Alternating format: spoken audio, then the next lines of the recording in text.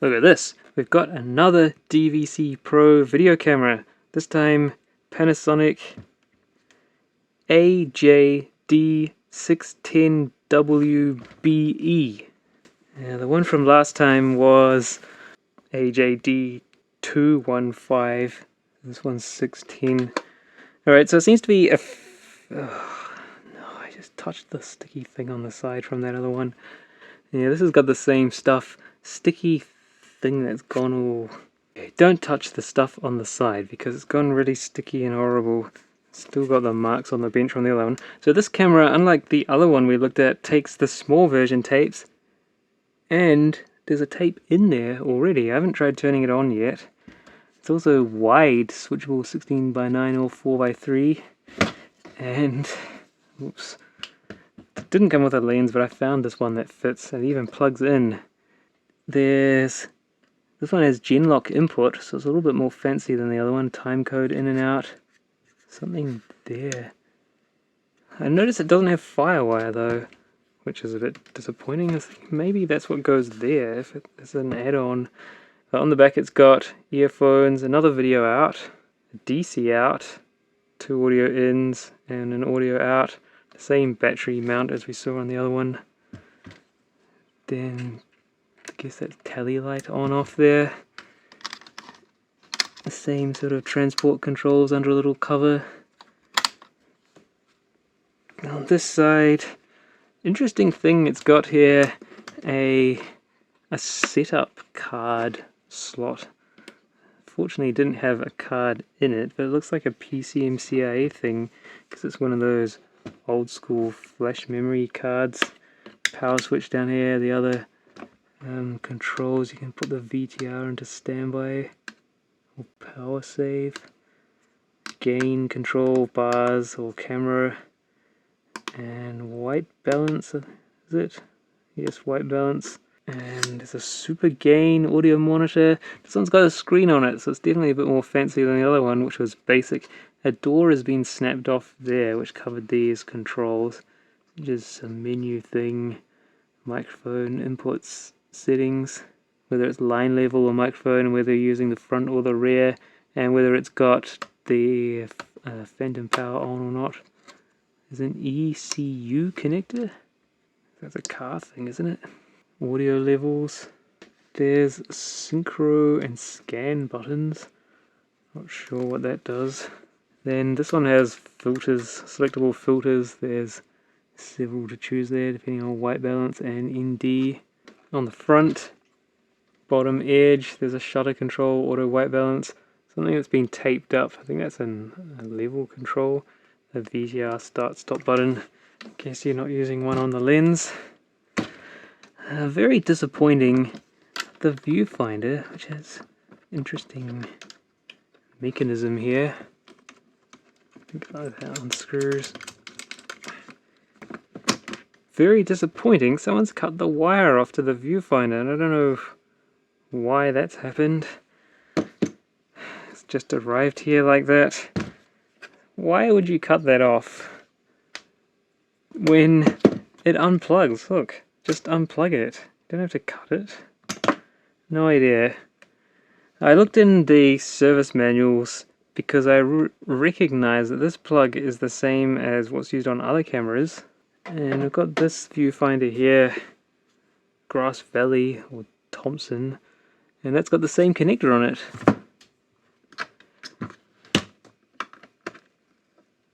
Which is interesting, but the pinout doesn't match. And also, a very sneaking peek at what will come up in another video is this DVCam Sony camera that also has the same connector, but again, it's a different pinout. So, I'm not surprised that all the manufacturers are using the same connector, but disappointed they give them all a different pinout. Because some of them, I can't remember which, I'll put it on the screen if I can find them again. They had provision for component video out on the viewfinder connectors, whereas the others were just a composite output. So perhaps what we'll do is try and join this wire back onto here. Well, not onto there, but we'll take this apart first and see, is it practical to solder this onto there, or what's inside there, matching up the colors, and then we can try out the camera for the first time with its viewfinder. Well, I haven't tried it without it either, but it would be nice if we could have a look in the viewfinder, like in the viewfinder when we turn on the camera. This might be quite tedious to attach, and the wire then will probably be too short, which means I'll have to just have it hanging by the cord, I guess.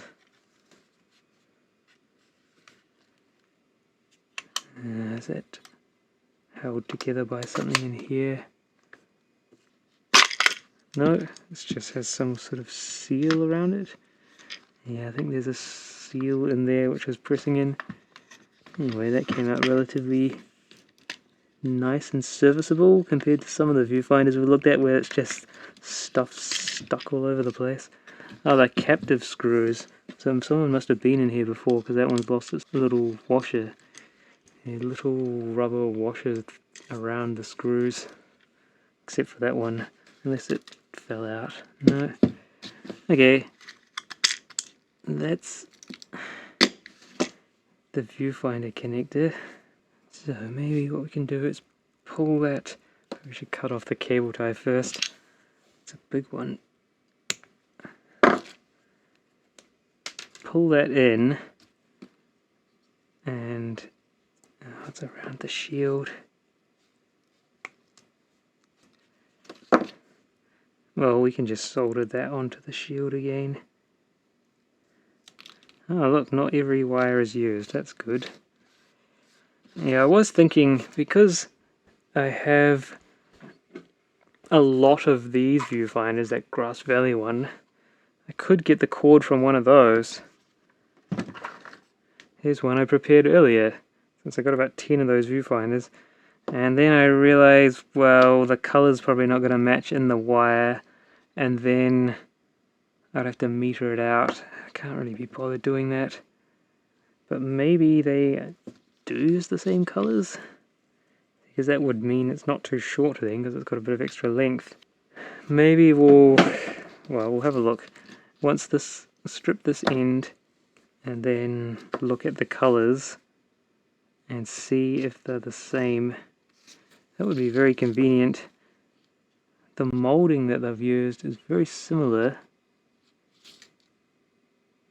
See, because it might mean that this is just an off-the-shelf cable assembly that multiple manufacturers can use.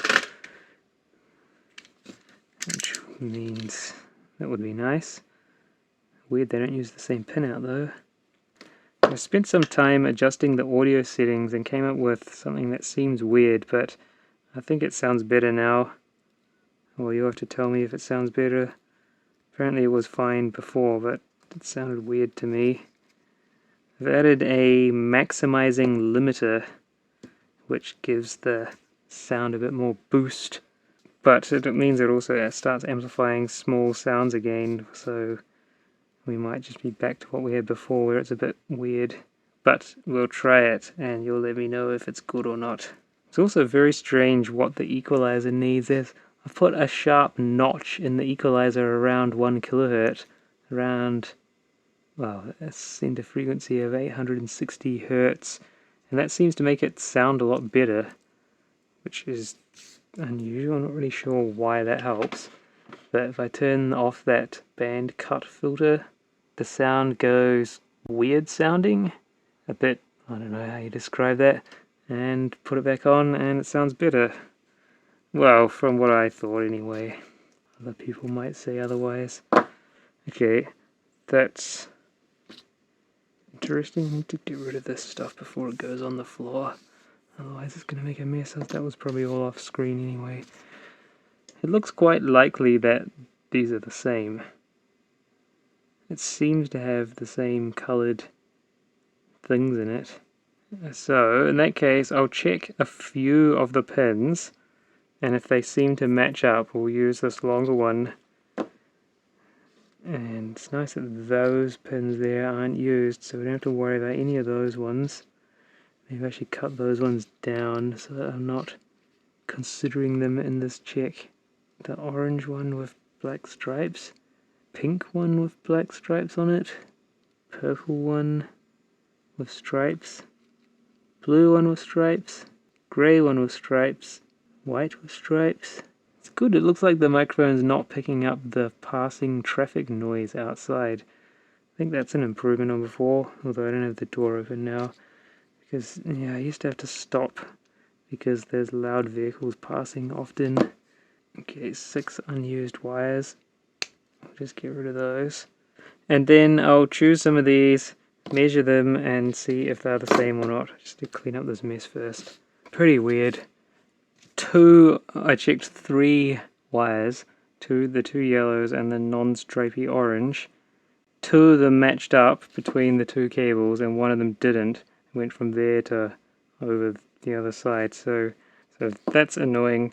We can't just use this longer cable and match it 1-to-1. We'd have to measure out all the pins and then write a conversion chart thing, and I can't really be bothered doing that right now, so we'll just join up the original cable. If we join there to there, it's not going to lose much length, so we shouldn't have a problem there. It's just going to be a fiddle, isn't it? I was thinking what I could do is solder it into the ends of these crimps, and that way it would... we wouldn't have to insulate them all. Oh, what a hassle that is. Oh, I've got heaps of little tiny heat shrink. Get this set off AliExpress. It's really cheap, and it comes with all sorts of different thickness, like $2 or something, and it includes this really thin one. So there you go, we can use those to help insulate these wires. They're not very good quality though. You can see from the same bin there's a mixture of poor tolerance. Anyway, that doesn't really matter, does it? Because we're just going to use it as sleeving pretty much, just to tidy up these wires. Well, just to stop them from shorting out. I don't know how short we should make these. We'll just cut them in half. Put them on the long end first. And probably I'll end up soldering it with such a lump of solder that this really thin heat shrink doesn't fit anymore. That'll be the way, won't it? Especially that one, that's really tight. Okay, I'll just speed through this so it's not wasting your time. Alright, nearly done preparing the cables. The wires from this cable. I'm just going to strip them like that. Let's strip them all at once, great. Now, this shielded cable, they're only using the white core from it at this end, so I've cut off the red one from there. There's sleeving on all that end, and we'll just twist them together a bit, then solder them, and then hope that it fits in the heat shrinks. Just have to try and get all of the right order. Yeah, but I'm not sure about the upcoming video schedule because there's work I have to do after hours work. Because there's some deadlines and I don't want to be the person holding up the project. So we'll see, the videos might be a little bit spaced out for the next month or so. Got to set up a test stand model and a LabVIEW operator interface for a new test system, and that's going to be a lot of work. Oh, and also make a whole hardware abstraction layer for the instrument drivers so we can do like simulate mode so that we can get all the test sequences underway before the tester hardware is ready, and then make a whole database viewer analyzer for the test results, all the good stuff. Oh, and make a migrating tool to get the data from the production sites onto a central database for analysis and tracking. PCB test systems, good exciting stuff. Automated functional PCB testers. So let's get the soldering iron on, shouldn't we? So that's ready to go. I kind of messed this up a bit. I was trying to twist it with a bit of leeway so that the soldered lump could lay on an uninsulated part of the cable of the wire to make it not too thick for the heat shrink to then go on, but I've ended up twisting these too close to the insulation. But, oh well, we'll make it work. Now we've got the shield, and then we've got that shielded wire. Let's just solder these first and see how that goes. So you started off twisting like that, so it leaves a little bit of a position of uninsulated wire where we can solder there, crop it down, and then fold it against the uninsulated bit so that it won't get too thick to slide the heat shrink tubing over it.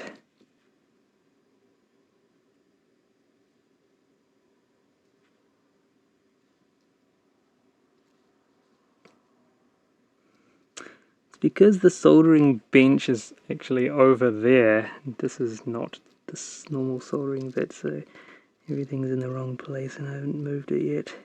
Just deal with it. Oh, that's bad. So I've soldered it in a way that it's not going to fall down. But it should mean we can cut the little piece nice and short. And if we're lucky, we're going to be really lucky. Especially with that one, the insulation will be able to slide back over it. Great. That's one. All because someone couldn't be bothered knowing that you unplug it if you don't want it attached. And just chop off the wire. I wonder who that was. Someone who doesn't know. Because this comes from this came from some random e-waste place, so I guess could have been anyone, couldn't it? At least we get to play with it instead of it just going into landfill or scrap metal straight away. It'll be interesting to see, is that tape stuck in there, or is it just because they couldn't be bothered getting it out? Whoever last owned the camera, it's just been put away in a storeroom for the last 10 years or whatever, and then out it goes. Yeah, some of the soldering's not very good because it wicked down too far, so you can't fold it over. Yeah, and then it just breaks. Hold it and solder it. Oh no, but the sleeve fell off. I didn't realize. Alright, it's properly attached now. Too zoomed in off the screen. Well, we're just soldering stuff together. And waste half the video just trying to join this viewfinder back on.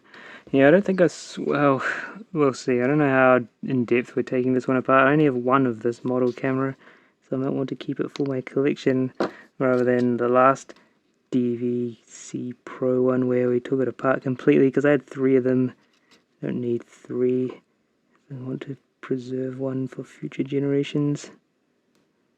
Anyway, it's hard to know whether it's worth keeping stuff like this because I'm not going to use it, and it's not going to work for much longer if it works now because the capacitors are all wrecked, and as we saw, that one's already had them replaced once, so yeah, not really that keen to do it again for something that is not actually going to see any use.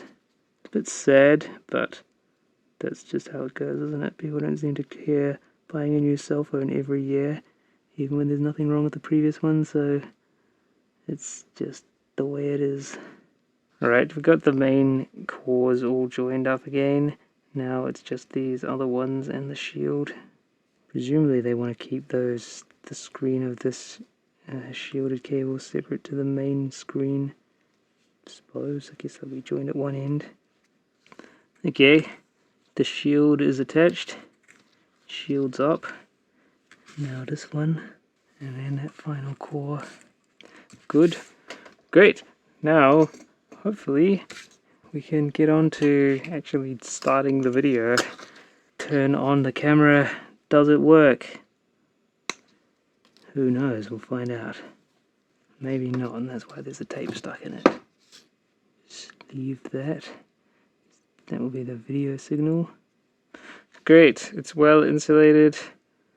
The ground one's a bit short, but oh well. Just get rid of this mess. Now we can plug this back in here. What have we got in the viewfinder? Mitsubishi M66311FP and Hitachi something A423. Guess that's to do with the sync separating stuff. And then over here It's the horizontal deflection, the high voltage stuff, the favorite little CRT one at the 1.5 inch something or other. Join up these wires. Is it joined up? Yes, good. Probably didn't even need to be that long, did it, to join to where it needs to join? Well, at least we got to look inside the viewfinder.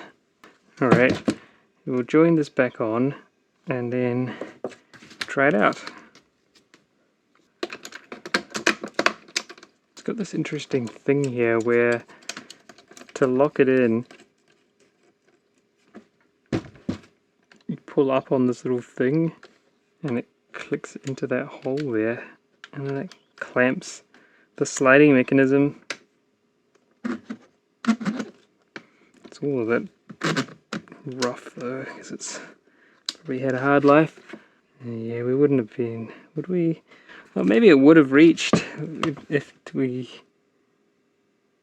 soldered those ends directly onto that header. It probably would have just reached for being pulling tight. Let's get a power supply connected. See if we can let the smoke out of it. The power switch, we'll start with it on off. And okay, let's switch that on.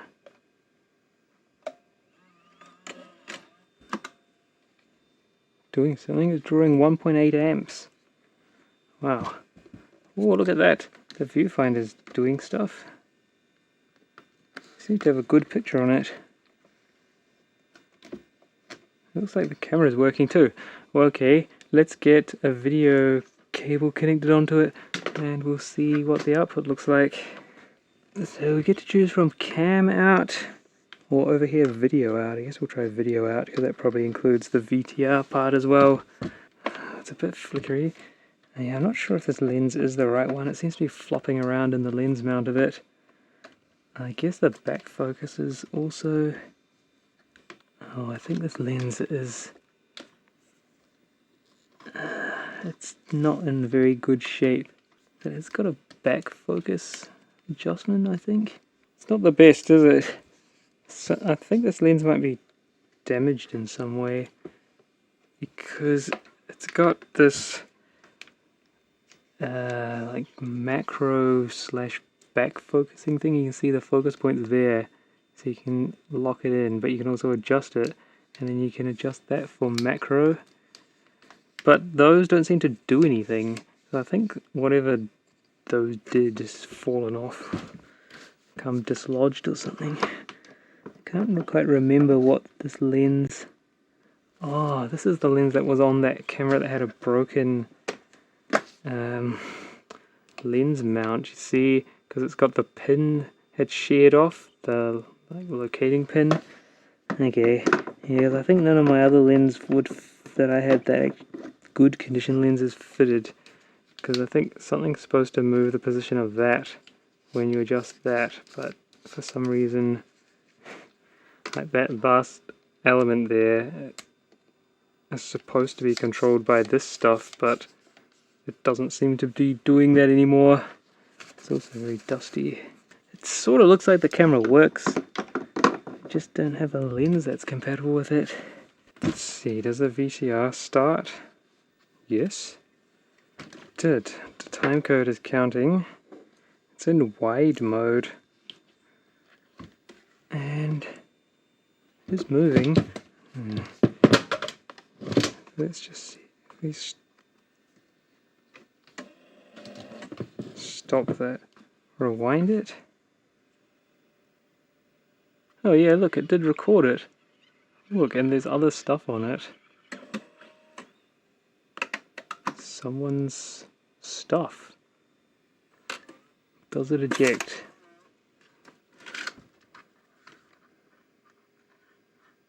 Okay, not sure if that's at the beginning or not. So the camera seems to work.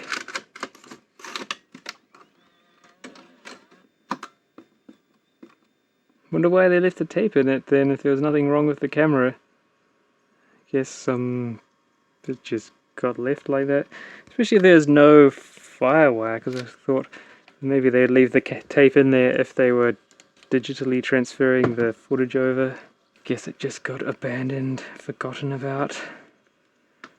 Disappointed that lens didn't fit. I'm not sure. I tried a whole bunch of lenses. Lenses? Lensi? I'll just go and look. I might have another lens. I think this one here, that is smaller. It's for a different lens mount. That fits the cameras we were looking at last week. Or 2 weeks ago. I'll see if I've got another lens somewhere.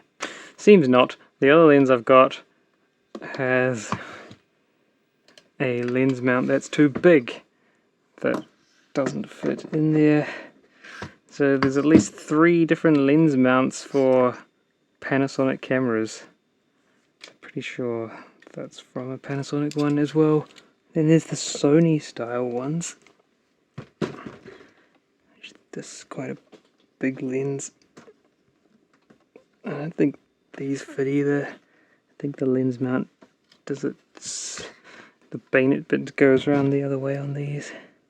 No, that one doesn't work because it protrudes so far into the lens mount. Is that true? Oh, alright, the Sony one does fit on there. Okay, that's unexpected. It's very heavy. Does it connect into the lens connector? It does! Oh wow. The iris thing even works. Oh, look at that, and the picture is now perfect. It's very clear. Look at that. Good picture. This has got a multiplier there, which you can, it swings another lens into the path. See, the iris adjusts itself. Or tries to. Maybe that's a bit unhappy about something. Yeah, I don't think the lens, the auto iris adjustment is working properly. Let's sort of play the zoom. Yeah, the lens has gone a bit stiff, but it's working and the picture coming out is pretty good. So that's exciting.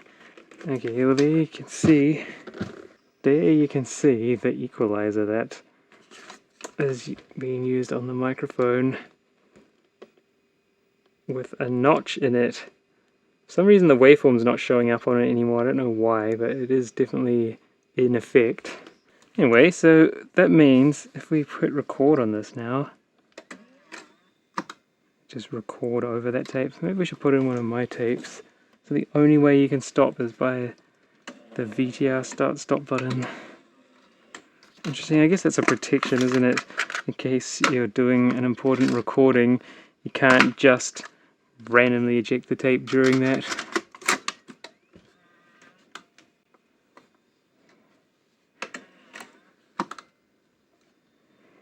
Now we'll record a choice video. I think it's set to wide mode, isn't it? Yeah. Except that's why the picture on the monitor there looks a bit stretched. Well, not stretched, compressed. Because it's compressed. So we'll look at some things along the way. All the good things. That's the component analyzer thing that I thought I'd burnt out in a previous video, but it turned out that it wasn't burnt out. I think what happened, because I accidentally put a charged up capacitor into it and it didn't work after that. I think it might have turned on a parasitic SCR in the microcontroller, because those lines just go straight in there, and so from that point on it was just shorted out and wouldn't respond to anything. But after leaving it turned off for a few days, that must have just discharged through the die or whatever and turned itself off. Parasitic SCRs, it's something that can happen. And latched it up. Alright, good. We've done a recording. Let's rewind the tape. You can see how it performed.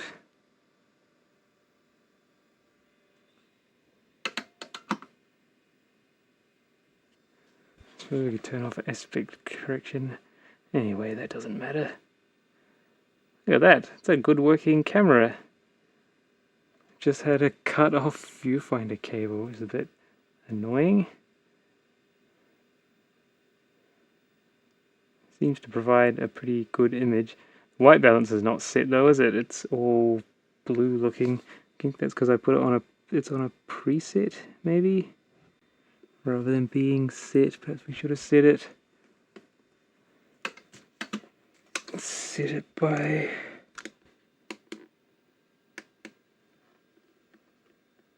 holding down this thing here, auto white. Is that better? Yeah, I think that's better. Not so blue looking. Great, good working condition camera. Let's take it apart. That's quite a nice thing to find after that other one that the other three, which are sort of flickery looking. Interesting, they put this is my tape from that box.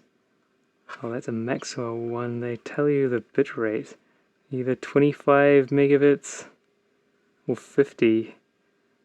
Okay, so it'll be 33 minutes or 66 minutes depending on the bit rate. Interesting. Oh no, I was thinking, is that 121? No, it's a 66 minutes as well at 25 megabits. Pretty good. Okay, we'll switch this off. No, it doesn't switch off. Okay, it just takes a while. So what I want to do is see, is that little cover thing hiding where you would put a Firewire port. Take the lens off so that's out of the way. Pretty interesting to find the Sony lens worked on this camera. Unexpected, but it's good to have compatibility between different brands, isn't it? Alright, we'll open up this thing, see what's going on in there.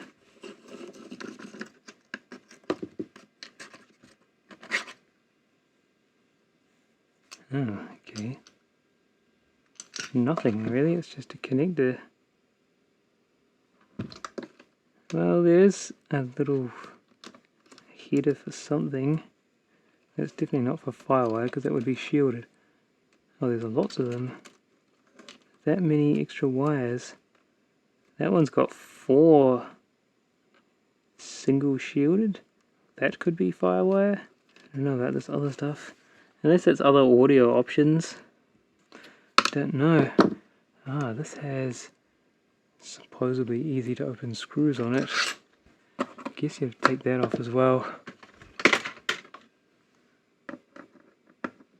It's got that same emergency ejecting knob thing. I do wonder if maybe you can change this back panel and have a VTR, like external VTR or CCU type multi-pin connector on there.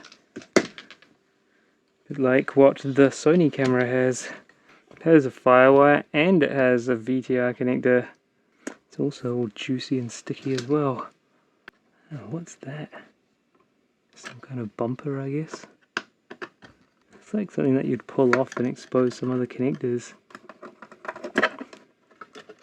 Oh, you have to take those bung things off. Probably means those connectors have never been used. Still bunged up. So this mechanism can take the small tapes. I wonder, look at that, it's got those 2 capacitors like what we saw on the other machine.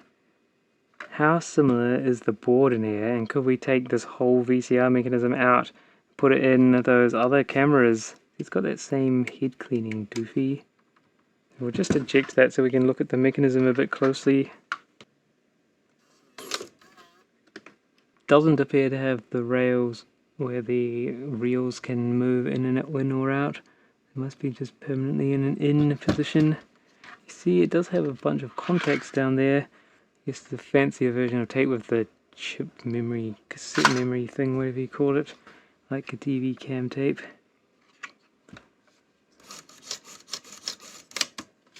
Okay, we'll see what's going on the other side. Let's say chip memory, that's cassette memory, a CM thing.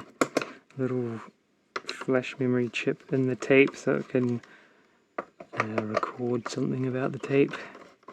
Shame it didn't come up with one of these. Setup card.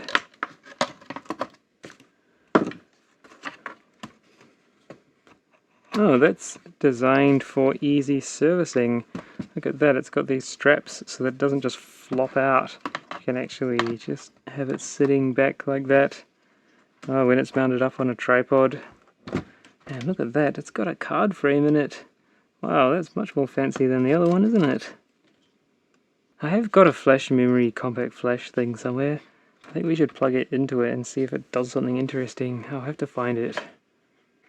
Look at this. It's Smart Modular Technologies 4 MB flash card. I wonder if that's the type of thing that you're supposed to put in here. It does connect.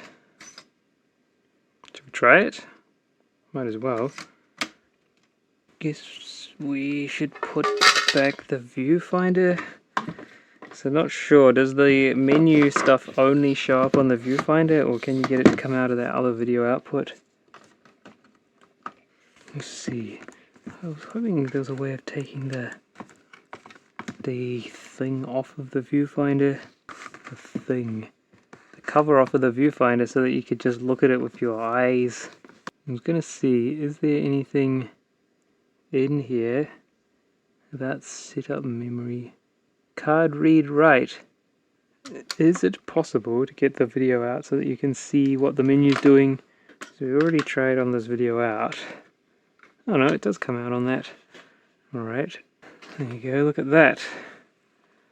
You can see on this. Oh no, I touched the sticky thing again. There's cards in there. It's got read, write, card config. How do you go? Config,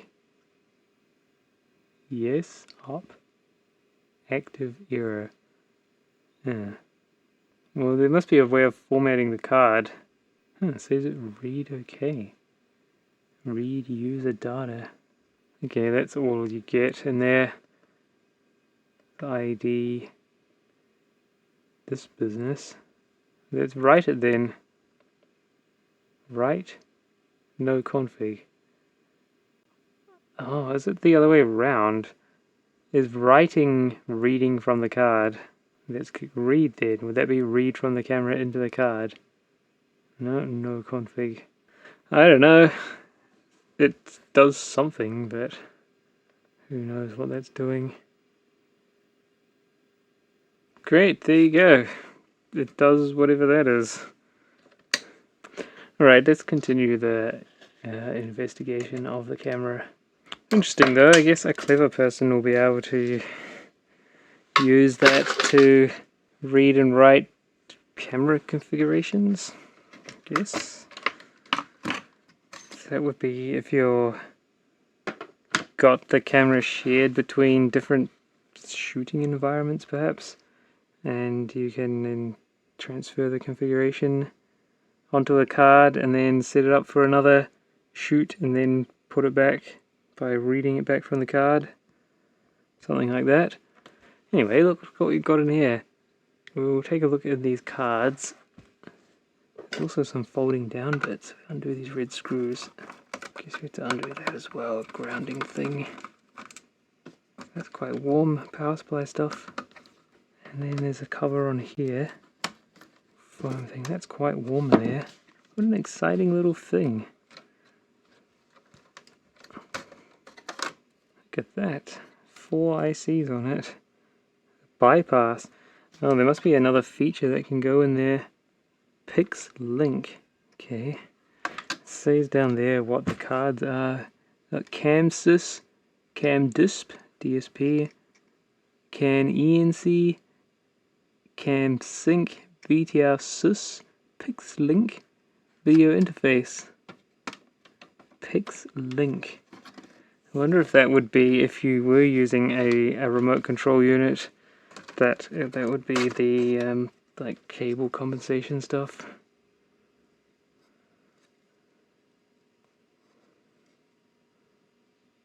Video interface.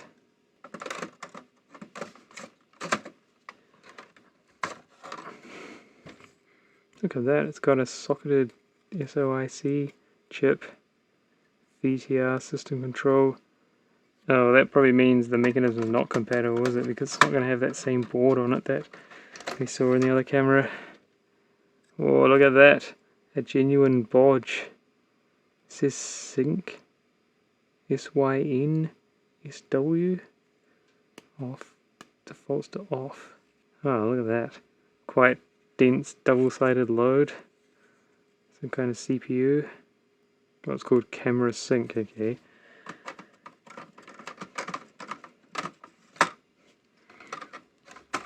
What is this? Encoder, video encoder. Oh, look at that. Panasonic DSP-ENG, a DSP engine, I guess. Look at that, 3 AD analog devices. Maybe that is the analog signals coming off of the CCDs. So it's an AD9200 ARS. That must be analog to digital converters, I reckon. Let's see. 10-bit, 20 megasample per second analog to digital converter. That's pretty fancy, isn't it? 10-bit. There you go. Just 3 of those there. There.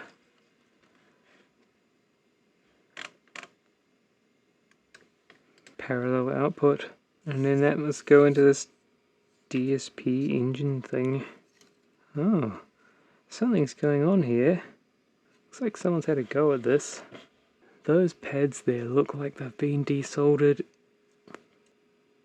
It's different to how it would be if they were never soldered. Also, those have been resoldered, and those, or that side at least. I wonder if there was a problem with this board and it's been reworked. Also, that corner there has been resoldered. I wonder if that's a factory, like, repair? Dunno. Pretty strange. Well, they haven't cleaned the flux off of it. This camera is much more interesting than the ones we were looking at last time. It's got so many more things in it. Look at all those cosonic capacitors in the power supply. Purple ones are all fancy capacitors. So we'll separate these boards and see if there's something interesting in between them. Specifically, we'll see is there any more rework looking stuff on there. It's all in that area. Doesn't appear to be, but it's a pretty dense board. It's probably 4 layers at least. You can see in there, might have 3 or 4 internal layers. You can see in there are tracks on an inner layer, and then below that there's a plane, and then from this side you can see a plane, so it might be 2 internal layers in that case, unless it's possible to see something on the above the plane. Looking at this edge here, you can see internal tracks there, with a plane behind them. It's probably a 4-layer board. It's a pretty thin board. There'd be a 0.8 thick board maybe. Genuine bodge. There was another one that was stacked. That one there.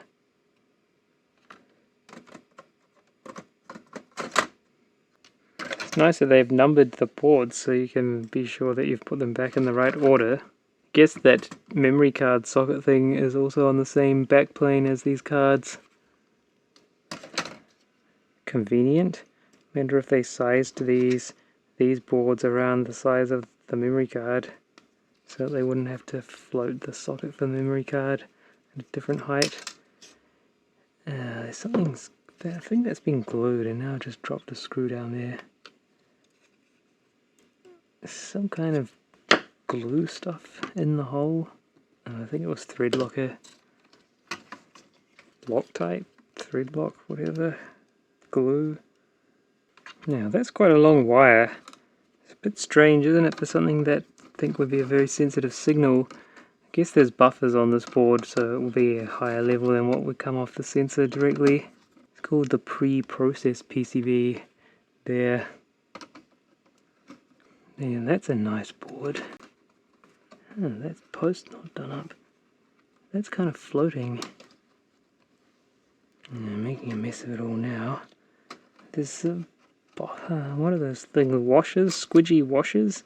What are those standoffs? Or just plastic washers? We'll just have a look at this. So it's a board that's got a flex internal.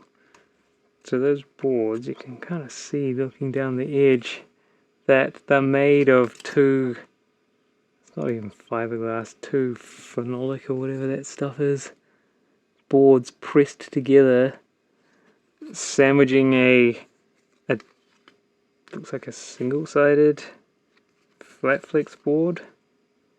No, it's not. It's more, it's at least double-sided. At least two layers. That side there is completely solid, except for down here there are some individual tracks. But this side has got a bunch of tracks. You can see some are thick or wide and some are narrow. And then that means you can just fold it in half. The rigid flex PCB, the rigid parts and flexible parts.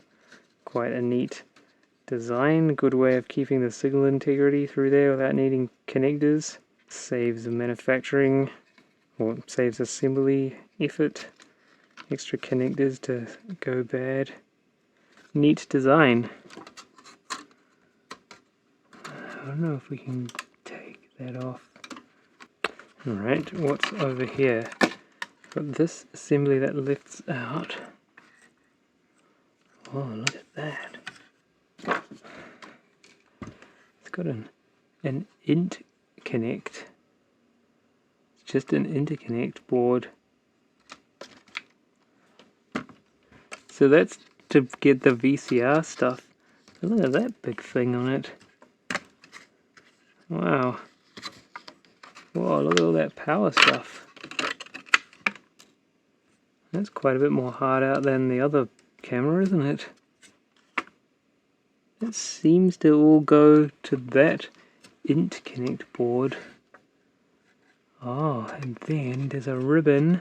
You can just see down the gap there between that card frame and the board. There's a big fat ribbon that goes, let's go down to the back of that frame. Oh, it was all under these covers so we couldn't see it. I wonder if we can get that cover off easily. Oh, there's another flex board with rigid stuff at the ends. Oh, and that goes over to... Oh, really? Wow, so the signal comes off the camera part, goes all the way down under, then here, and then onto this board. That's a bit of a distance to go for those low-level signals. Shielding plate thing. Oh, look at that. The back of the card frame. Oh no, look at that. I was wrong after all that. They have made another flat flex thing to go off to the card reader socket. It wasn't its own little... It wasn't sized so that the connector could be straight into this back plane. It's got its own thing. Oh well. And then that quite complicated main flex, double-sided at least flex board onto that. Wow, got wires and things in it. The memory backup battery's up there. Oops, yeah, we shouldn't push on that while we've got it all open. That's some neat stuff. So many complicated flex boards. Just wondering, we need to take this thing out to look at it, the interconnect board. I think we should take this frame off. Then that can fold out low enough to get to these smaller screws that are down here. This must have board to board onto the VCR. Maybe along there. No, there's an IC there.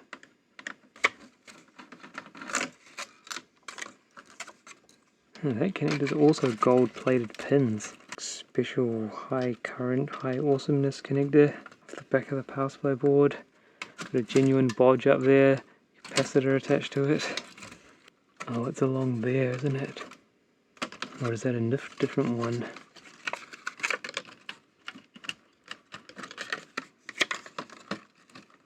Oh, no, that's not going to come out easily, is it?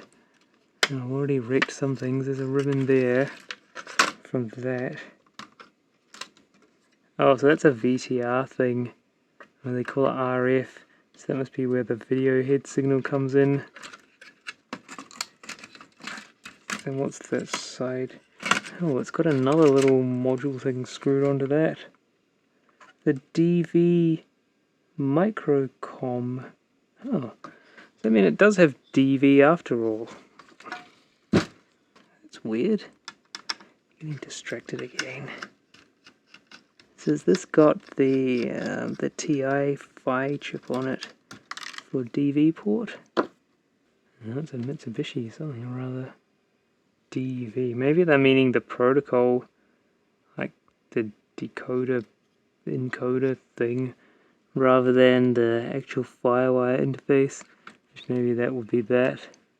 Does say it there, look, DV microcon. Okay, we'll just put that back. I don't particularly want to destroy this, although we're doing a pretty good job of it. So many layers of stuff.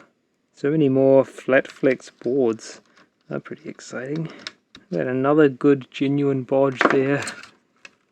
Oh yeah, it's a chip with the missing legs, like we saw in the other camera. It's a DIO PLL sub. It's got a Burr Brown PLL chip on it. Must have been some mistakes in the design. Got to put all these add-on boards. Now what I wanted to do was get this thing off, but I don't think that's possible. I had to unplug this here, feed that in. Oh, it's got its own connector on this side. Oh, there we go, look at that. 2 connectors. You can see there, it's got test points for the power supply rails. So it's got 3 volts, 9.5, plus 5.6, 3.6, plus 5.0, minus 3.6, 17 presumably, 9.0, minus 5.6. Pretty good selection of voltages.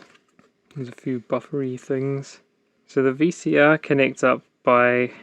That didn't go to anything. I wonder what that is. I don't think they went... Oh, that. So that connector there pokes out a hole through the back. See that slot there? So if the battery connector thing wasn't there, battery mount, then you would see that connector. Maybe that's a testing thing, debugging thing. Anyway, the VCR joins on by that connector, VCR mechanism. And there's another ribbon there which I think goes down to the connectors in the bottom back section, comes off there, then power, and then that which goes off to that mainframe thing, card frame. Pretty good. We'll just put some of it back together.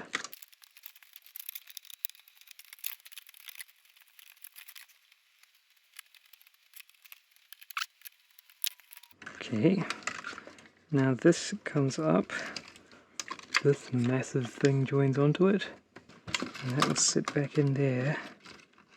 Get that in the right position for little hinge thingies to go back in. And they don't really want to go in, do they? Just loosely attach that one. This one here needs to swing around, which it's not going to do. Swings the other way, but it doesn't swing the way it needs to. And then that went on there. There's a red screw. Presumably that was a red one. That might have been a longer screw. Yeah, it would have been this one here.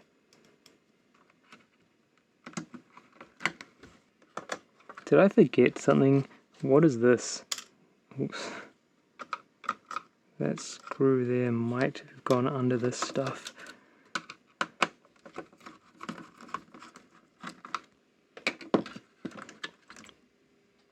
Yeah, it did. The middle one there.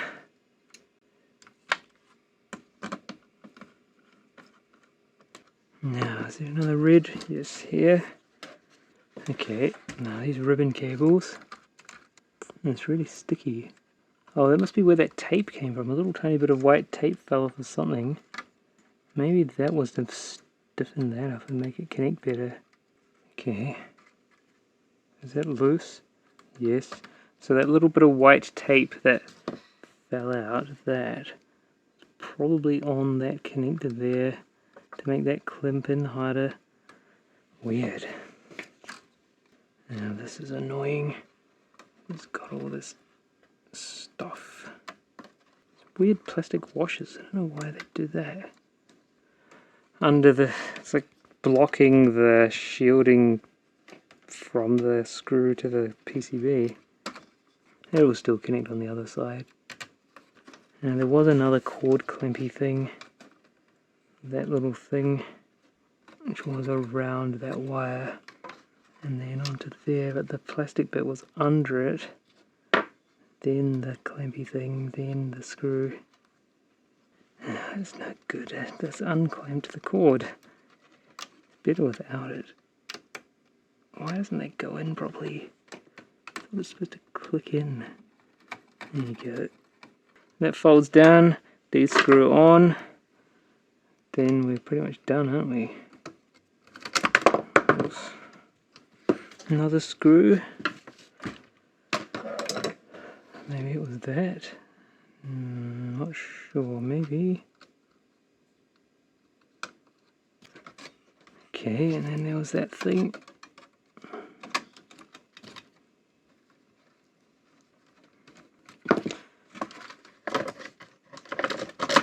Then we got to plug that card frame thing back in. Plug that back in. The camera part. And I think we're done. Good as camera. Let's just turn it on again, just for fun, just to see whether it didn't wreck it too much.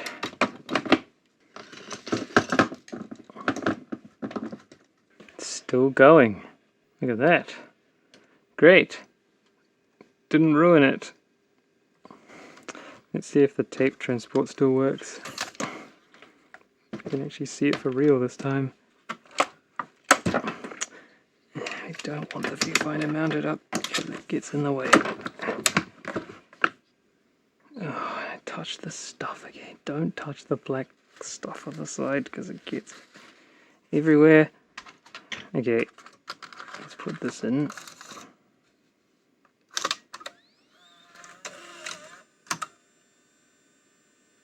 There you go, there's the video that we recorded. Great! Haven't ruined the camera.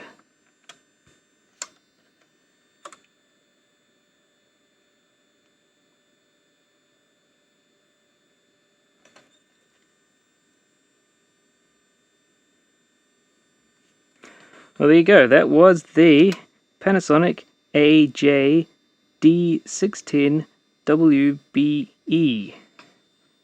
An exciting DVCPRO camera with extra bits over here for something and an interesting card frame in it. So hopefully found that interesting, and we'll take a look at some other stuff next time. We might get back to some VCR repairs, investigations, perhaps. We'll see, but there might be a bit of delaying, as I explained, due to other work that's happening. But we'll see. Maybe not. Maybe it will. Maybe it won't be that much of a delay. But I'll try to get more videos done. So stick around for that. There you go, that's DVCPRO. I don't have any other DVCPRO stuff at the moment to look at, so that'll be us for DVCPRO for now. Till something else comes in, I guess.